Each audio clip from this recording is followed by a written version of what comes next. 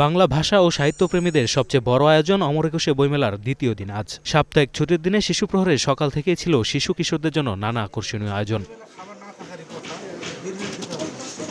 নতুন বইয়ের ঘ্রাণ আর রঙিন মলাটের মোহে ছোট পাঠকদের চোখে ছিল উচ্ছ্বাস।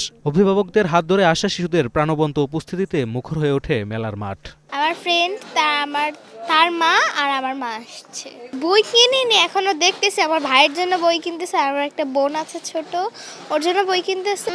মনে হয় ভূতের বই কিনেছে বা আর হাসির বই কিনেছে। অন্য বাড়ি থেকে এবার প্রাণ অনেক কম, মানে খুব একটা জাঁকজমক নাই, তারপরও জায়গাটা অনেক সুন্দর এবং বইমেলাতে আসা অনেক দারুণ একটা ব্যাপার, নতুন অভিজ্ঞতার একটা ব্যাপার। প্রত্যেকবার নতুন অভিজ্ঞতা আছে।